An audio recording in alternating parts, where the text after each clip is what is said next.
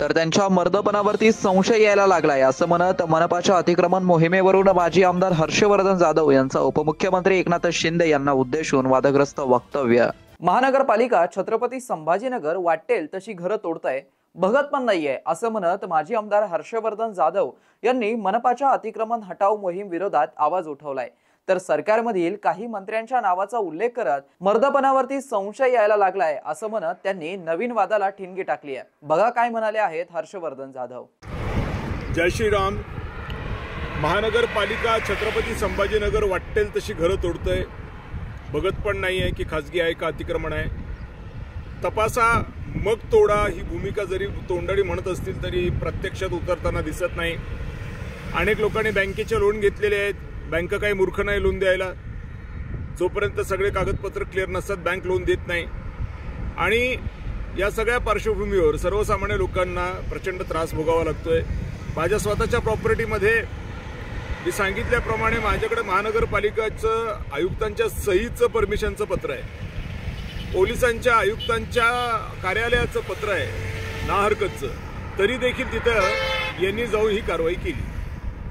आता या अशा हैदोस घालणाऱ्या लोकांना खरं तर नगरविकास विभाग मंत्रालयाने आवरायला पाहिजे, म्हणून त्यांनाही मी एक पत्र देऊन आलेलो आहे, पण ते देखील यांना आवरण्यामध्ये अयशस्वी व्हायला गेले आहेत। आता भारतीय जनता पक्षाचं आणि शिवसेनेचं सरकार आहे, राष्ट्रवादी त्याला शेपूट एक पाठीमागणं आहे, आणि नगरविकास खाते एकनाथ शिंदेंकडे आहे, ज्यांचे कॅबिनेट मंत्री आहेत, ज्यांचे खासदार आहेत, ज्यांचे आमदार आहेत या जिल्ह्यातल्या।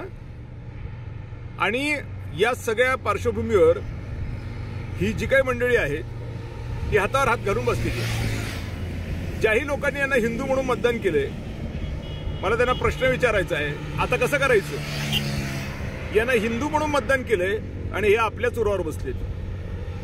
आज महापालिका आयुक्त ज्या पद्धतीने वागतायत आणि पोलीस आयुक्त त्यांना ज्या पद्धतीने मदत करतायत, हे निष्ठुर नसून क्रूर आहे। एखाद्याचं घर संसार उद्ध्वस्त करून टाकायचा। अर्थात अतिक्रमणदार असतील तर त्याला कुठलाही स्कोप नसेलही कदाचित, मात्र जे प्रत्यक्षात प्रायव्हेट जमिनीवरती बसलेत त्यांच्या अंगावरती बुलडोजर घालतात कसे हे?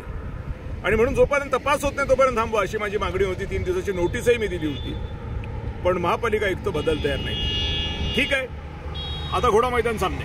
जय श्रीराम।